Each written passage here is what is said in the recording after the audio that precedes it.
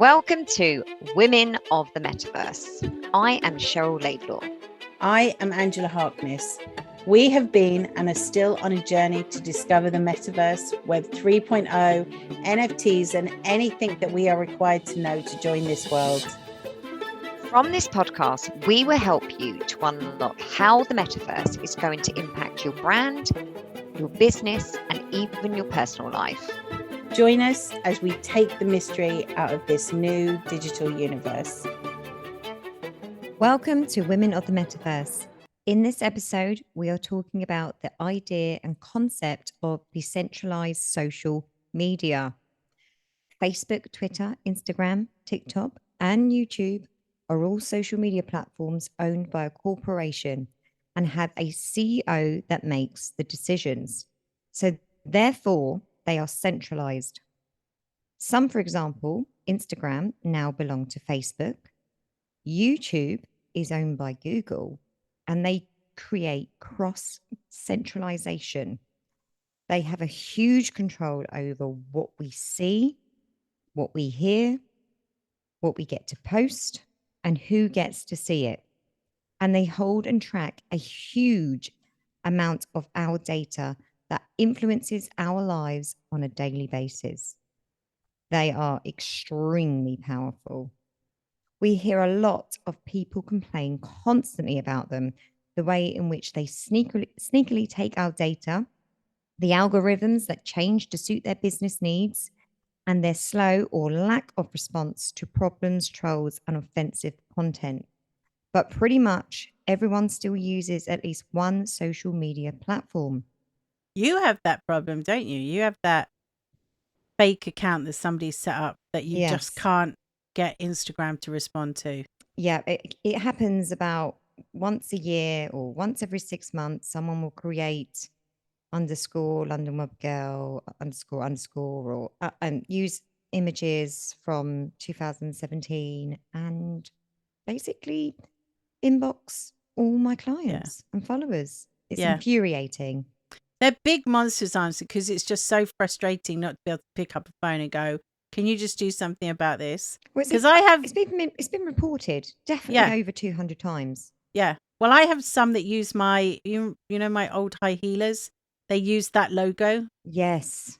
And that's been years now, and they're still there. And I report, nothing. They don't want to hear it.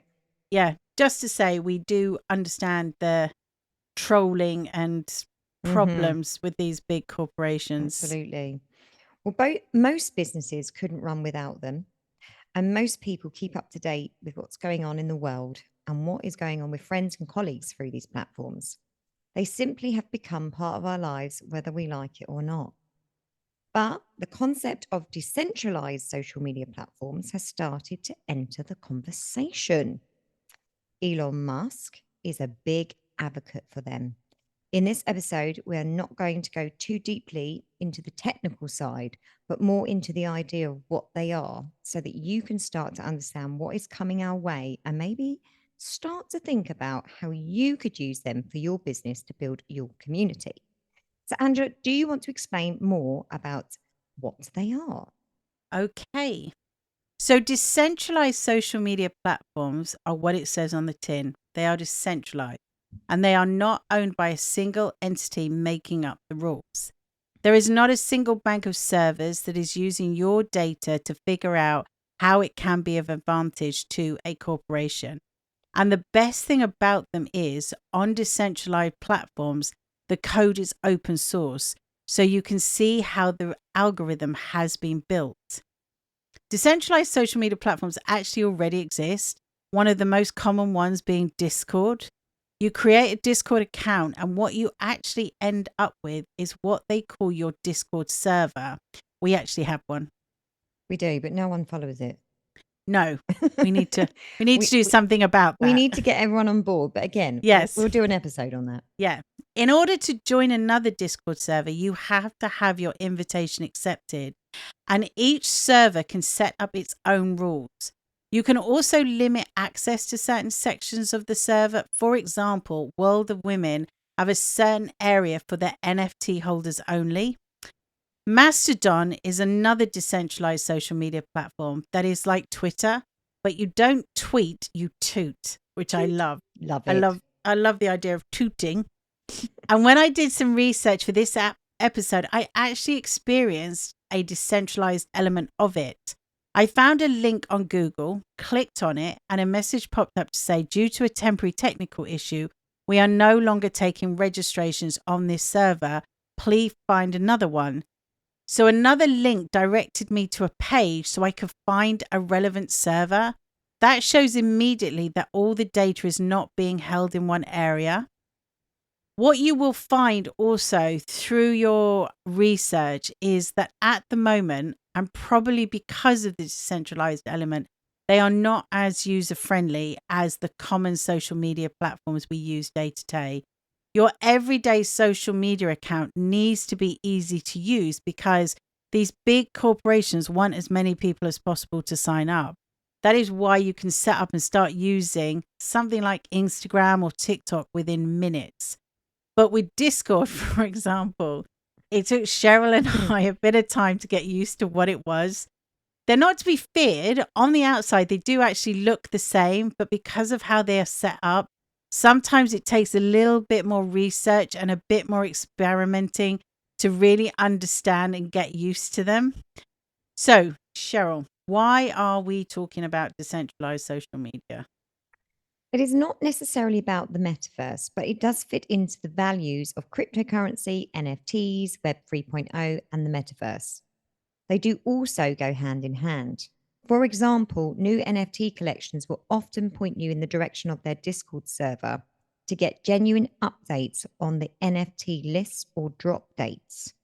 There are also some advantages to using them from a business sense, and they mainly stem from the fact that you are not trying to get around an elusive secret algorithm that everyone is trying to crack. At this moment in time, and for a long time coming, you will see them alongside your current social media platforms, but you can really speak to your own audience and grow your community there. World of Women, again, is a perfect example of that. On their Discord, they are talking about, of course, World of Women, what the collection is trying to achieve, the roadmap, how people are using their NFTs, and you can get feedback from people who are interested in the same subject. Also, because you don't have to get around an algorithm, you don't have to create content for content's sake, because we've all been there, haven't we, Angela? Oh, this is such a bugbear of mine. I think I spend most of my time on Instagram and TikTok looking at videos or images and thinking, what's the point in that? Why did you post that?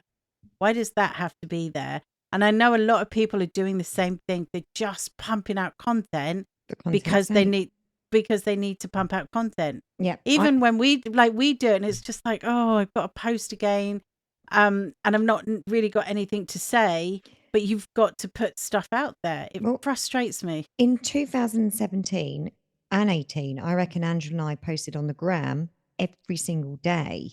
Oh, now that's not enough. Now you got to do the reels, you got to do the posting, you got to do the carousels, you got to do anything else, the videos. And now I know some people that go live on Instagram every single day as well to boost the algorithm, because that's going to help. I think Gary Vaynerchuk says like 13 to 14 pieces of content a day. I mean, come on, who's got time? I know. But it's the constant changing. I remember when I first used Instagram, I would go, it used to be about liking other images so people would like your images. So I would sit and go through like images constantly. Engage. And now I just watch this just inane content thinking, why the hell did you post what? I don't even understand what you posted. It just drives me insane. Okay, well, no more algorithms with the decentralized stuff. No. Well, it does work in partnership, for example. Particularly YouTube channels may create memberships and then through a Discord server create unique content for those members. Over time, remember, they are new and people will get more inventive with how they are used moving forward. Angela, let's give another side of the coin and tell us about downsides. So there, as with everything where people are involved, there is a dark side to this. because of the overriding values, which are there is complete freedom of speech. So those who have received platform violations and end up, for example, in Instagram or TikTok jail, or if you are the worst of the worst, you find yourself banned. On decentralized platform, the idea is that anyone can say what they want. And if you get banned from all centralized platforms, the way to go is the decentralized route. So the way in which platforms like Discord have been developed is to enable people to set their own rules and filter out what you do and don't want to see and who you will and will not allow into your areas. Not only is there a dark side, but also there is the business side you need to think about. So whilst in major social media platforms, you are controlled by what the corporation wants you to do, see, or hear, you can make, and people are making huge amounts of money through social media and advertising. A lot of people would not be able to create the type of content they do if it wasn't for the income they receive from social media advertising and the back income that comes from a big following.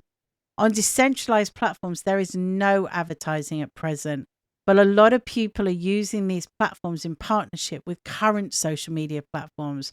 One particular YouTube channel that I watch has a membership through YouTube, but a lot of membership content is provided through Discord. And you will see this a lot with content creators. They will show some main content, but point you in the direction of their Discord server or another decentralized platform. I think this is interesting, isn't it? Because again, it shows where people think that there's going to be this big switchover. Yeah. And that's not how it happens. People are kind of using the two in conjunction and slowly transitioning. It's always a people. much slower progress. Yeah. We read about all these things and we think, oh, goodness me, all the scaremongering happens. And before you know it, everyone's scared of jumping ship. Or do you remember that? Do you remember that app that came out that was meant to take over Instagram and everyone jumped ship? It began with Oh, a V. yes. Oh, yes, So I can't everyone remember. downloaded it, said it was going to be the Yes. best thing since sliced bread, and it just didn't take off. But Yeah, I do I know remember the thinking, one. right, we're going Like to own this Vivo. platform. Wasn't it something like Vivo or something? Something like that. Yeah. Yeah. We were like, yeah, we're going to own it. We're going to own it. This. And it lasted about 2 days. Dude. Yeah. So I think that, again, this is something to think about, because we set up our Discord server and we're like, we'll get everybody to go to Discord. And then when we actually had a conversation about it, we thought, no, we need to think slowly with this. So that's why we set up the Facebook group. And over a period of time, we will start to talk more about the Discord server and bring them across. But bring them across. It was too much too quickly, especially for the basic level of what we're sort of going into. Yes. Yeah, I agree.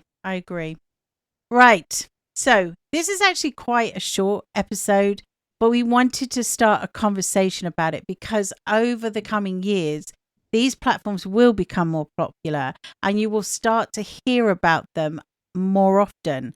Over time, we're going to do some individual episodes on some of the different platforms that are currently out there. So we will go into how you toot and not tweet, but we just wanted to start a conversation about it. So in the meantime, as always, we encourage you to do some of your own research, have a try and create some accounts, even join our Discord. Ooh. Links on our website. Or you can join Mastodon or DTube, which is like YouTube. We'll put a link on our site with all the different decentralized social media platforms. We hope you've enjoyed this episode and join us next week as we continue our journey into the metaverse. See you then. Bye for now. Thank you for listening to this episode of Women of the Metaverse. You can find all information, links, and people we talked about in the show notes on our website. If you have enjoyed this podcast, please comment and subscribe. Join us again in the next episode as we continue this exciting metaverse journey.